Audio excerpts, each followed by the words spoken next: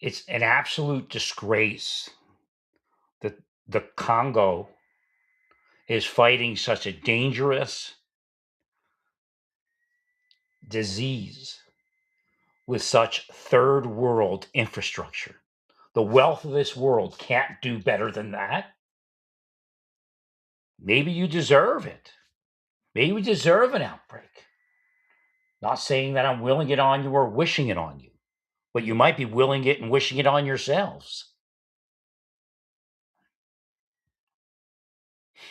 You're just going to repel it by protecting your borders. You know that didn't work last time.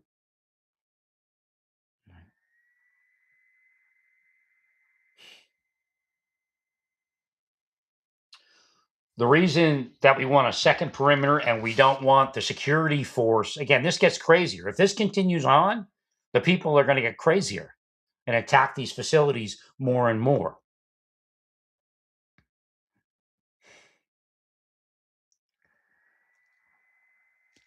We don't want to lose that security. We can't risk them coming down with Ebola at all. So they should have no, you can have additional security, you can have additional law enforcement or military, but the security for the outer perimeter, which protects the hospital from being destroyed and its inhabitants being killed, patients, staff, they get crazy after a while because they're just watching people die.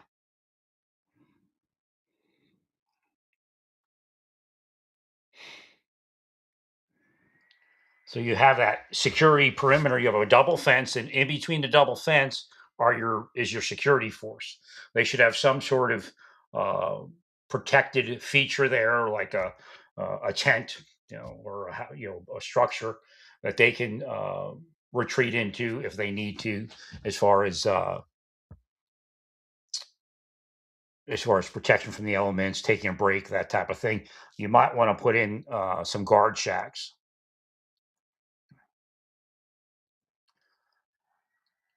Wouldn't take much to really set what I say up.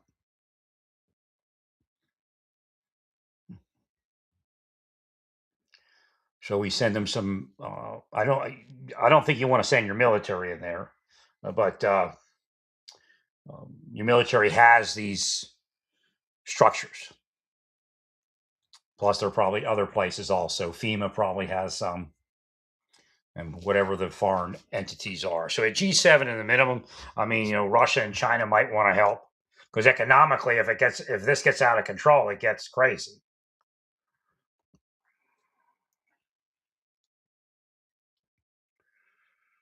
So the security force should be separate. You can have gate people, but they won't be the security force. And there'll be no interaction. They should understand that they don't walk up to the fence and talk to the other people. They have to keep that minimum distance. They should be supplied with communication devices, weaponry, whatever they need. Again, if people are going to volunteer for this thing, if their family needs $50,000 a year to survive, and it isn't going to be a year, but let's say a few $1,000s a month, send it to them. Tell them whatever you need, let us know. Within reason, we'll fund it. But again, they already sent the alarm out. We should have been there before the alarm went out. They're overwhelmed.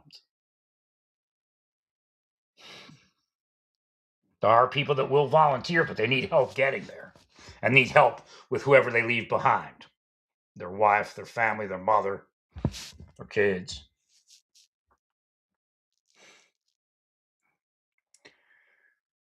And then they'll need supplies. It just pains me every time I look at the Ebola response.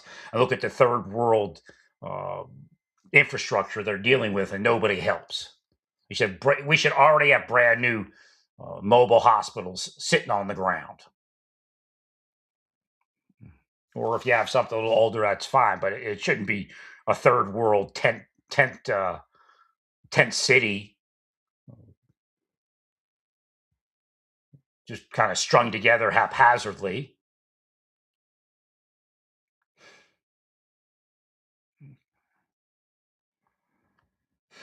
Again, nobody's done what I've said to do over all these years to prepare for the next response. These places should already exist. I would try to get them. Again, they're going to need it for if it ever happens again. Also, so we need to get off-road capable ambulances with that negative air pressure, HEPA feature. We need to try to centralize this the best we can. We don't need all sorts of infection points out there. If you provide the right transportation, and again, this transportation needs security. So somebody, I'm not sure how you're going to do that. It's a lot of people in an ambulance. You need at least one security person and a driver, and I guess a medic. I guess there could be a medic in the back with a. Well, I guess you don't want them back there. I guess. I mean, they could still be in their gear. We're trying to minimize the risk of infection, even to medical staff. So that's already happened.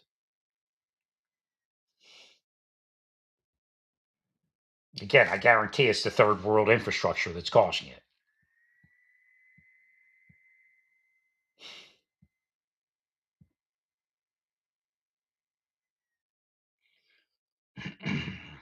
Just happened to be I don't know, I don't even know when the G7 meeting is, but it looks like it's imminent.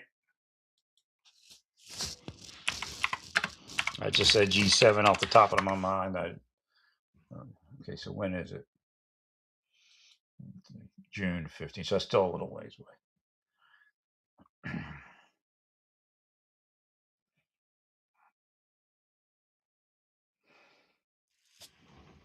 Increase their staffing, increase the equipment, the supplies available, and then I would say put in at least 7 hospitals,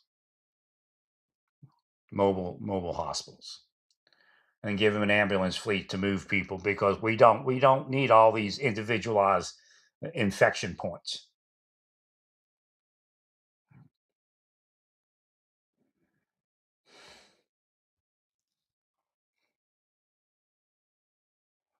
We centralize the quarantine facility.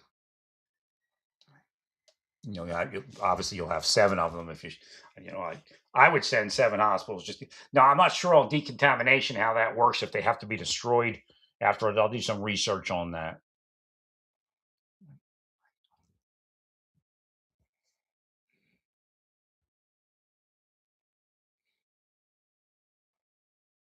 Yeah, I'm not sure how detection would work and decontamination would work.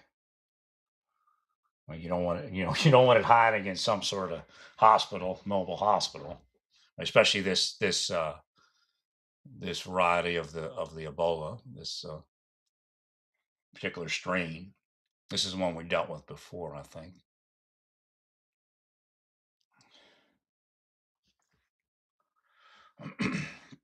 I mean, it's easy. I was in the military. I know how fast things can move. You can have those hospitals in those places within days. And I'm not sure how far the infection is from. Let's see. I know you can move stuff by air on the larger planes, but I guess some of it could go by ship.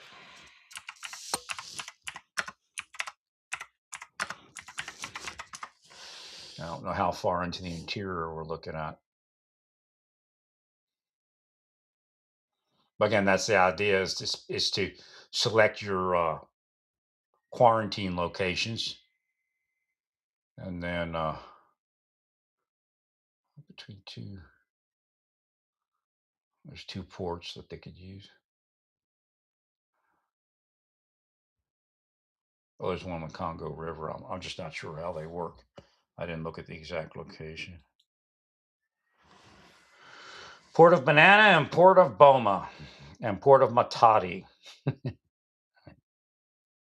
And then Port of Point Nord and Port of Brazzaville.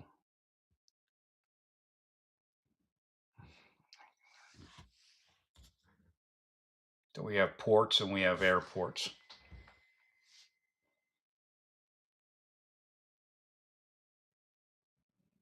Of course, they're overwhelmed. They're dealing with third world infrastructure.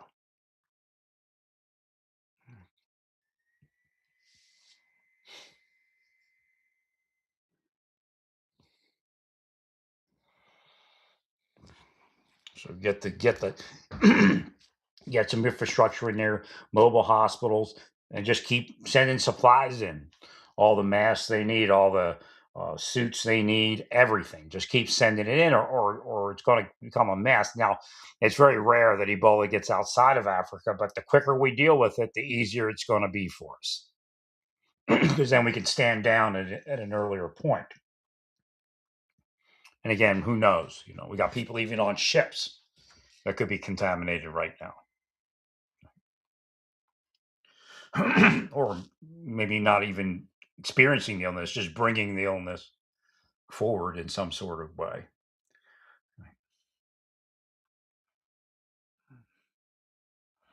Because there is contaminated fluids and well,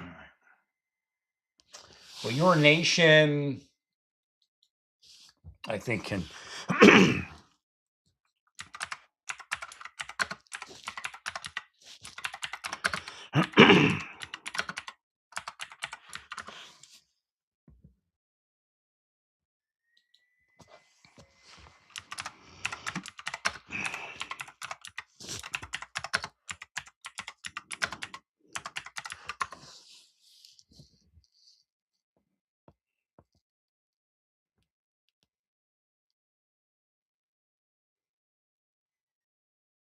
yeah, urine is one of the mediums of transferring from the reservoir species to humans.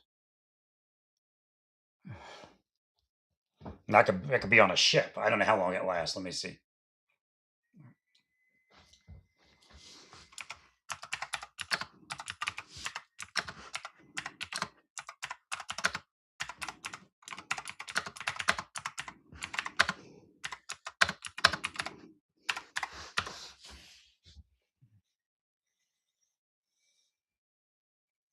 Okay, only several hours. Wait. Left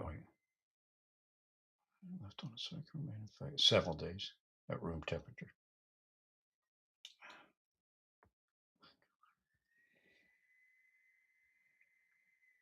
I think that's generally was realized as generally the spread would be something like urine or vomit or something like that on a surface. Mm. Now dry, it dries out quick.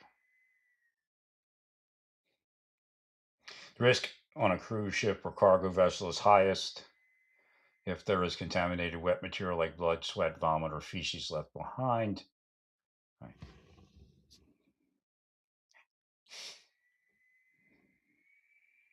I don't know why you don't get rid of the reservoir species the best that you can. It just makes no sense.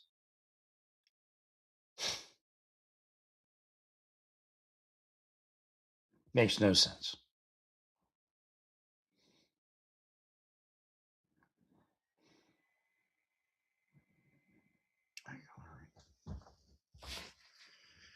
All right.